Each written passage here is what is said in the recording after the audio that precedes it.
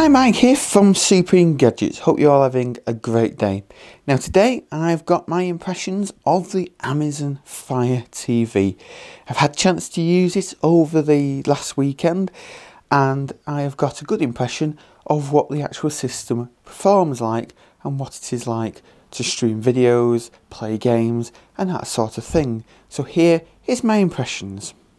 So to start off, we have the home screen of the Amazon Fire TV.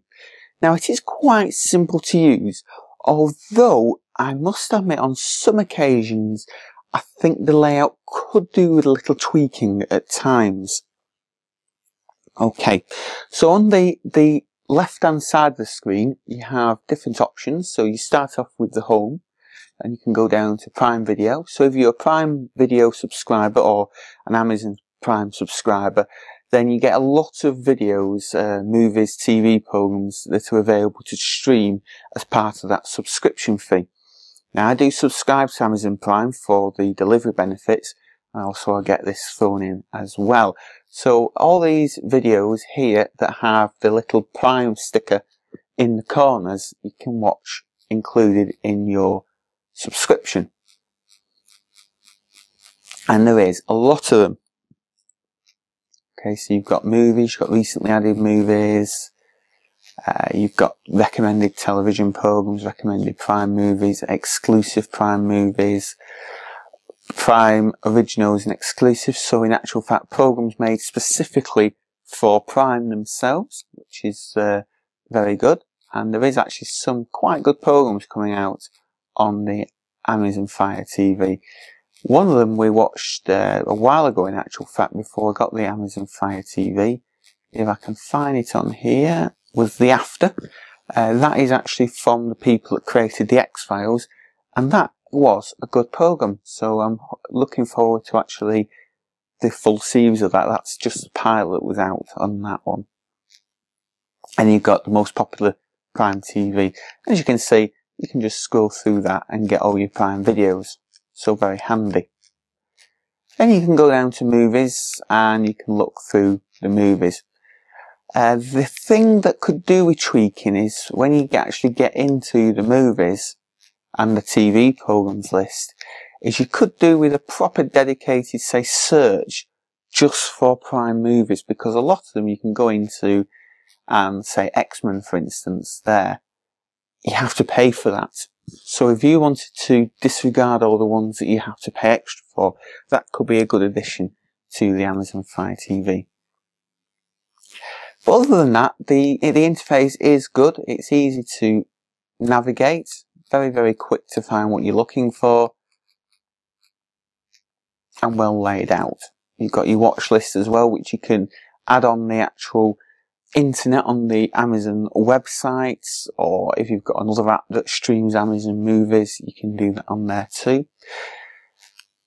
You've also got video library, so if you've actually purchased anything, then they actually appear in the video library. Now these two videos here haven't actually cost me anything. There were a couple of freebies about Breaking Bad, so they're included in the actual video library. Because I had to technically purchase them for free, then that's why they're included in there. You've also got lots of games and apps to choose from as well. Now Amazon have announced there is over 600 apps and games available for the Amazon Fire TV. So you've got, for instance, you've got entertainment apps that you can pick from. You've got things like BBC iPlayer, Demand 5. You've got the TV player, which is like a live TV streamer. You've got Flickster, Red Bull, Vimeo. You've got things like YouTube as well. You've got music apps and other essential apps as well.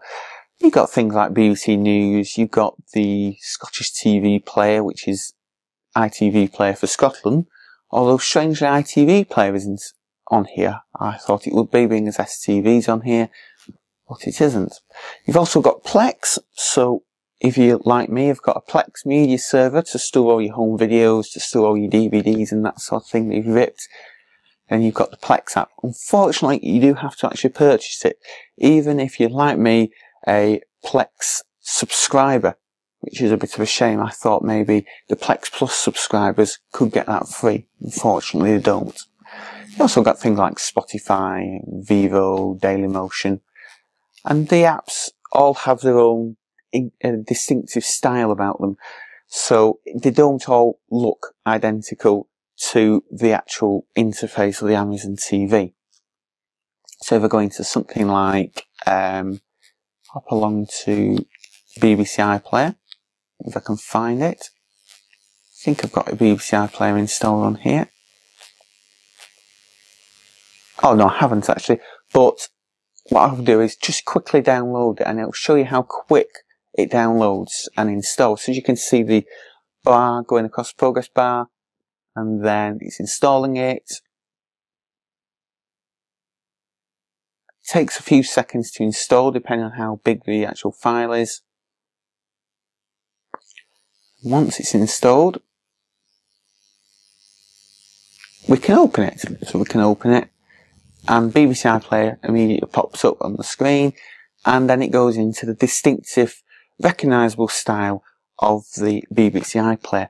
So that does differ from the likes of the Apple TV, that all the programs, all the apps rather, seem to resemble the same distinctive style of the Apple TV itself, whereas on the Amazon TV, Amazon Fire TV rather, all the apps have their own interface. So it's however the app decides to use, which is good. So pop out of BBC iPlayer. Onto some games. Now, the games that you get included, the games that you can download are things like, you've got the whole Grand Theft Auto series from the PS2 era. So you've got Grand Theft Auto 3, Vice City, and you've also got San Andreas as well. You do have to purchase them. They are on special offer at the moment, so I've managed to purchase them. And you can use either real money, or you can buy Amazon coins and then get them with the coins. So in other words, you prepay for the coins. You buy the coins and then download the apps with the coins. And in actual fact, depending on how many coins you buy, that can work out a little bit cheaper. So it's always worth having a look at that. So if we're going to something like Grand Theft Auto 3, it tells me immediately that I need the game controller. So I grab hold of the game controller here, just press launch, and then Grand Theft Auto 3 starts. You can see it looks a lot like the actual PS2 version. And then up pops the actual screen. And as you'll notice, it does actually say tap to continue.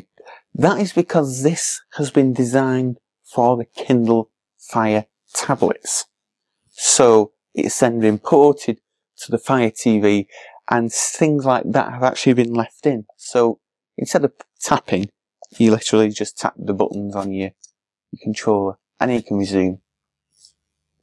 Okay, please take a moment to separate it. So we'll just say no for that at the moment. And then it loads up the game. It's fast loading. And immediately, here we are. And this is actually where I left off the game. So, unlike the PlayStation 2 version, where you'd have to save, shut down, and then come back to it and reload the save, this actually kind of resumes, an auto, quick resume sort of thing. Very good indeed. And I'll just turn the music off so you can actually hear me. As you'll notice as well, when it comes up with commands on the screen, it always tells you to tap a certain thing on the actual screen. So it has been heavily designed for the Kindle Fires tablets rather than the Fire TV. But you can just bypass all those instructions because the controls are identical to the PlayStation 2's, which is good. So I'll just do a quick drive round on here. I'm not very good at driving on Grand Theft Auto, as you can see, but just to give you an overall impression of the quality of the game. I'll get out of that quick now and run. Okay, so that is Grand Theft Auto 3. What I will be doing is bringing some more in-depth playthroughs of these games in a later video. But for now, if we just hop back to the main menu, and as you can see, straight away goes back to the main menu. We can move along to Grand Theft Auto Vice City, open that one, and yes, it does.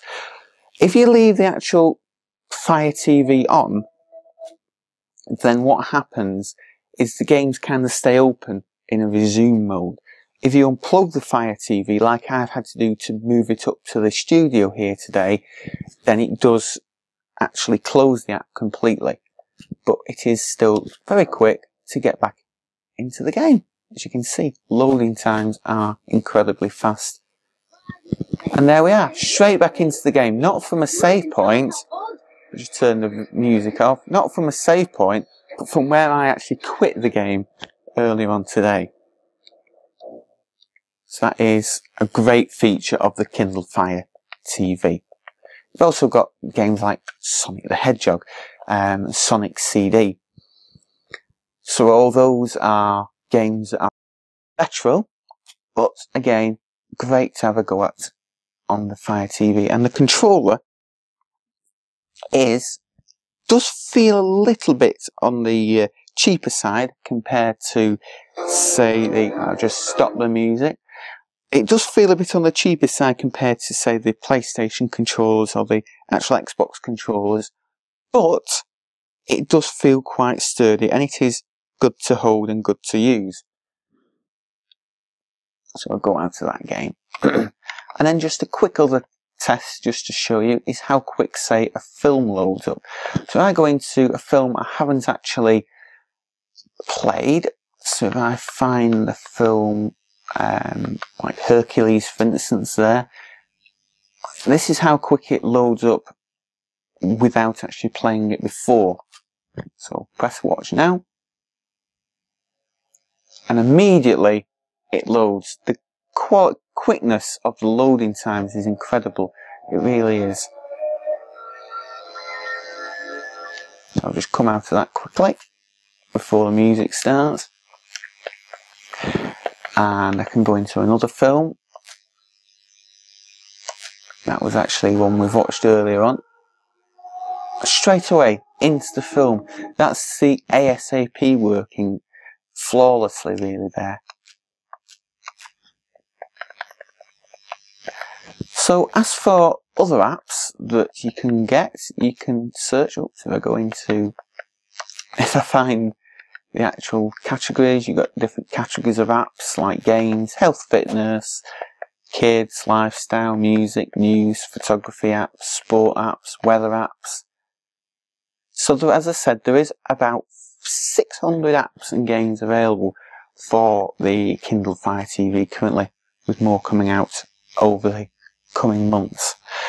The downside of the Amazon Fire TV is the limited amount of space on the actual drive, internal disk itself. It has actually got 8 gigabytes, but some of that storage is taken up by the operating system. So by the time you're left, what you're left with is just under 6 gigabytes. And then if you install games like I have done, if I go up to my games list, I've got Grand Theft Auto Vice City and Grand Theft Auto 3.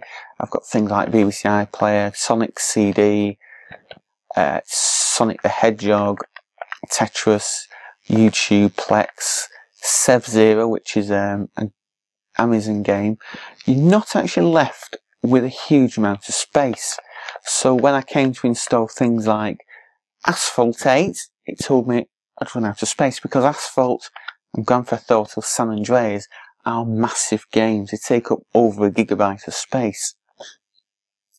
So what Amazon could do with doing is actually allowing you to use USB mass storage devices using the USB port on the back that doesn't seem to have any use so far, and being able to store your apps on those as well as the internal storage, and for you to use that so you can download loads more apps and play them or use them as you wish, rather than having to play through a game, delete it, and then download another one. Because obviously if you do that, you also lose your game saves as well. So that is a flaw in the Amazon Fire TV. But hopefully Amazon will rectify that at some point in the future. Okay, on to the search feature. Now, Amazon have talked about this a lot, and it's the voice search of the Amazon Fire TV. So all you do is you have the remote control here, and you've got the voice button. Okay, just on the top. So you press that button, and then you speak the actual, what you want to search for. So if I do that again, well, it's alright, so I do that again, I don't know, let's search for Wallace and Gromit.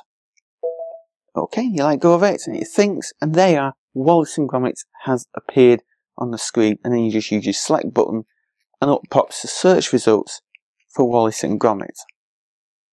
You've got things like, if you want to search for a film, action films, for instance, you can go action films, and immediately action films appear, and you get the list of action films. You can also search for, say, comedy TV programs. Okay, and there we are. The comedy TV programs have come on. Now, I haven't tried this myself, but if I wanted to do Prime TV programs, see if it actually just searches for Prime television programs. No, because if you look there, only 2 have appeared. One is Spooks, which you can actually watch with Prime. The other one is Wheels on the Bus, which you can watch with Prime as well. But there's only 2 come up there. So out of the hundreds, even thousands of TV programs that are included with Prime, only 2 have appeared for Prime TV programs, which is a shame. So they could do with improving on that. So Prime Movies, and then Prime Movies, it thought so, and that has come up with, so far they're all Prime Movies. That isn't a movie, that's actually a TV program. A TV program again. Looks like the ones that are coming up do look like they are Prime, but it's coming up with TV programs as well, which I didn't ask for, I just asked for movies. So the search is good for certain things, if you're just searching for a specific film. So if you want to search for Jurassic Park, if Jurassic Park exists, yes, Jurassic Park is there, then it's very good. If you're searching for wider ranges, like the Prime Movies, it doesn't work so well. You can also search for apps, so Grand Theft Auto. There we are. And you can go up to apps at the top there. And then you've got your 3 Grand Theft Auto games, and then it goes on to other things as well that maybe link slightly towards the Grand Theft Auto name. You could search for other apps like Plex. Plex appears, and there it is. Plex has appeared on the apps there. And it also can search for movies as well, and TV programs. So there we are. That is the first quick look, really, at the Amazon Fire TV. The overall impressions of it are that it is a very good, very capable system. It's very powerful. It's got a lot of apps that are very useful. The games are great. Playing Grand Theft Auto again after all these years is fantastic. And the quality of them being upscaled to 1080p, got widescreen graphics and that type of thing does do wonders for the games. The downsides of the Fire TV is the storage space. I'll repeat about that really, is the fact that it just doesn't have enough. So hopefully Amazon will improve on that and give us the ability to use USB storage. As it compares to the Apple TV and Roku 3, there is a lot of similarities. Obviously the Apple TV is more geared towards the Apple infrastructure and iTunes, and Amazon Fire TV's going on to the actual Amazon infrastructure, so the Amazon Prime membership and that type of thing. And you've also got, if I just go to the bottom, you've got music and you've got your own photos as well, which work off the Amazon cloud drive type thing. So the similarities with the Apple TV is you have got certain apps like Netflix on both, and you've, as I said, the infrastructure is based around the actual individual companies that make them, so Amazon or Apple, and they do stream videos very well, both of them. What the Amazon TV has got, FireTV rather, has got on the edge of the Apple TV is the ability to have apps. And it has got a lot of apps, whereas the Apple TV's only got a very, very limited amount of apps. So the Amazon Fire TV certainly triumphs in that zone. What it does lack, though, the Amazon Fire TV, is the ability to natively do, say, like AirPlay, although it can do similar sort of thing with Kindle Fire tablets. So again, that's geared towards the Amazon infrastructure, and Apple TV is geared towards the Apple infrastructure.